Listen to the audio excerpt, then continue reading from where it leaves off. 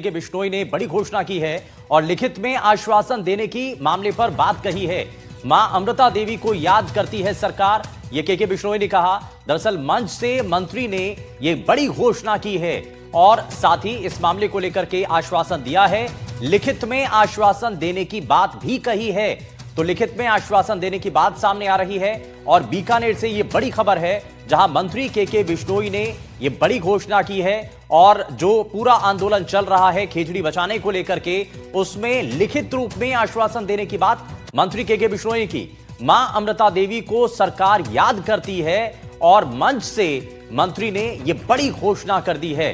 तो फिलहाल ये बड़ी जानकारी, और लगातार खेजड़ी बचाने को लेकर के जो आंदोलन है वो चल रहा है बीते कई समय से।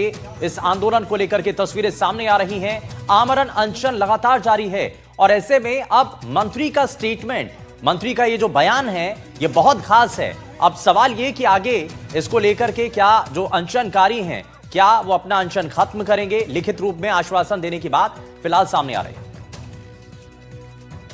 अबे गुरुजी, आगे जो आप माने वादो करियो भाई आप पूरा कर दो। माने मुख्यमंत्री जी माने वो हरोड़ो का कानून माता बहन मर्जी मरे आऊंगी। अरे तो मैं आपके ना हाजिर हो जाऊंगा। मानो दर्द है और है ना, ये लोग मेरे को बेचने नहीं है। हाजिर हो गए सर। मैं अगला निवेदन कियो, कंप्यूटर ना बैठो तो बोल के चाह रहे हो।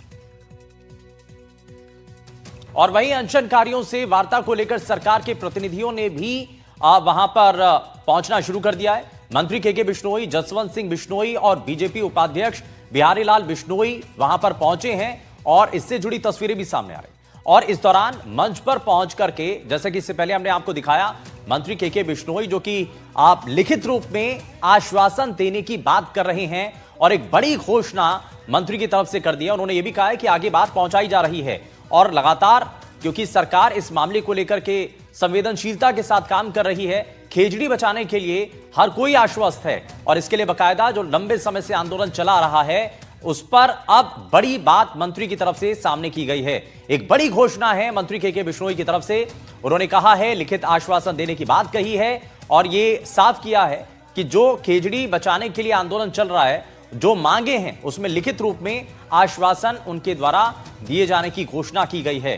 तो फिलहाल इस वक्त ये बड़ी खबर है, खेजड़ी बचाने के लिए एक लंबे समय से जो आंदोलन चला रहा है उसको लेकर के बड़ी बात सामने है। और वहीं आपको यह भी बताएं कि अनशनकारियों से बातचीत के लिए अब सरकार के जो नुमाइंदे हैं, जो प्रतिनिधि हैं, वो भी अब पहुंचना इस मंच पर शुरू कर चुके हैं।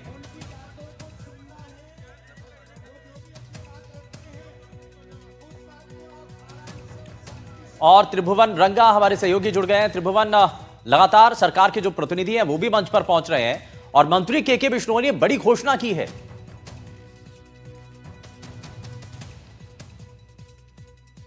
चलिए, लगता है शायद संपर्क टूट गया, लेकिन ये लगातार आपको तस्वीरें दिखा रहे हैं जहां पर खेजड़ी आंदोलन को लेकर के ये बड़ी बात फिलहाल मंत्री के बिश्नोई की तरफ से सामने आई है।